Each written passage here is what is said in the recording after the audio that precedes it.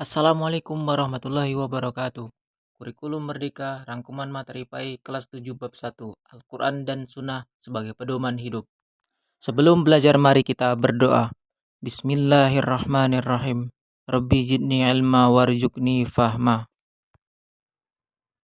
Rasulullah Shallallahu Alaihi Wasallam adalah Rasul terakhir. Islam sebagai agama yang dibawanya merupakan ajaran dan petunjuk paling lurus dan benar. Semua ajaran tersebut terdapat pada Al-Quran dan hadis. Al-Quran menjadi petunjuk, penjelas, dan pembeda antara kebenaran dan kebatilan. Al-Quran dan hadis memiliki peranan yang sangat penting untuk menjadi pedoman dalam menjalani kehidupan.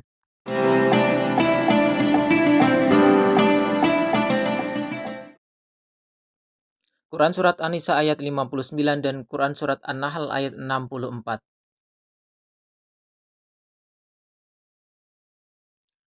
Bismillahirrahmanirrahim. Ya ayyuhalladzina amanu atiullaha wa atiur rasul wa ulil amri minkum fa in tanaza'tum fi syai' faruddu ilallahi war rasuli in kuntum tu'minuna billahi wal yaumil akhir ila ayah.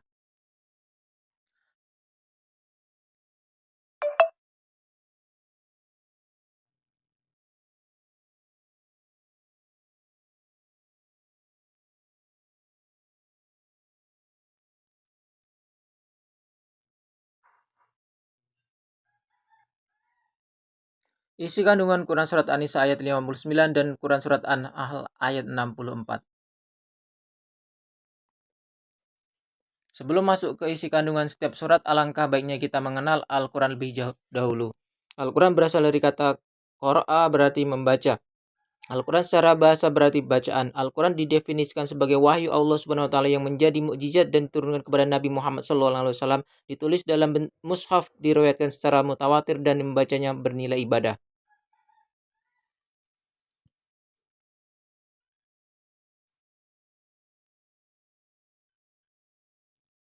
Isi kandungan Quran surat ayat 59, perintah untuk patuh dan taat kepada Allah Subhanahu wa taala, Rasulullah Sallallahu Alaihi Wasallam dan pemimpin-pemimpin kita. Ketaatan tersebut bersifat mutlak yang tidak bisa ditawar lagi. Mengamalkan Al-Quran, menaati pemimpin, ulil amri selama tidak bertentangan dengan Al-Quran dan Sunnah.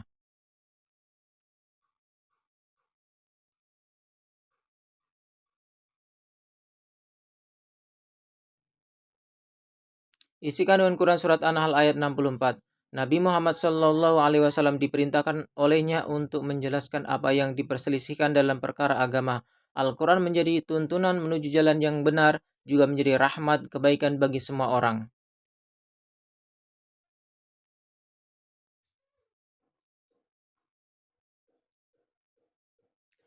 Berikut hukum bacaan Alif Lam.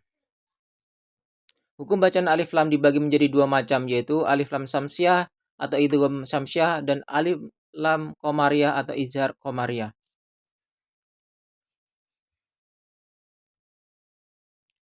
Suatu ayat dikatakan Alif Lam Samsiah apabila terdapat Alif Lam diikuti dengan salah satu huruf hijaiyah berikut. Cara membacanya adalah diidghamkan, artinya bunyi huruf lam hilang dan melebur ke dalam huruf berikutnya. Sedangkan alif lam qamariyah apabila terdapat alif lam diikuti salah satu huruf hijaiyah berikut, dan cara membacanya adalah jelas sehingga sering disebut izhar qamariyah.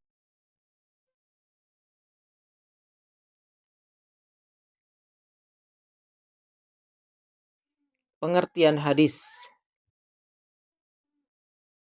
Hadis adalah sumber hukum yang kedua setelah Al-Quran. Terdapat ragam kata yang hampir sama dengan hadis, yaitu sunnah, khabar, dan asar. Namun ada berbeda makna di setiap kata tersebut.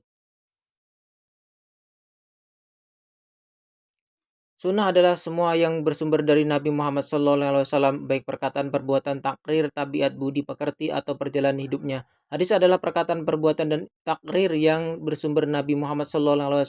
Ada pula ulama yang menyamakan sunnah sebagai hadis. Kabar adalah sesuatu yang berasal dari atau disandarkan kepada Nabi Muhammad SAW dan selainnya. Asar adalah sesuatu yang disandarkan pada sahabat dan tabi'in.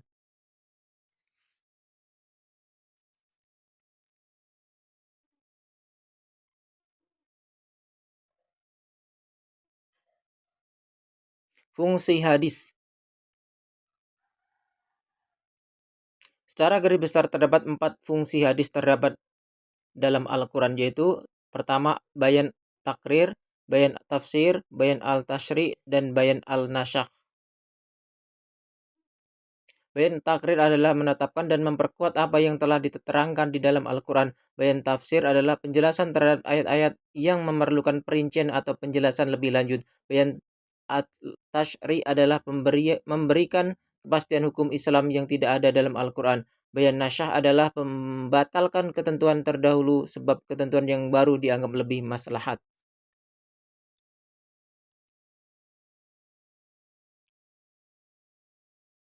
Perilaku semangat untuk mendalami Al-Quran dan hadis.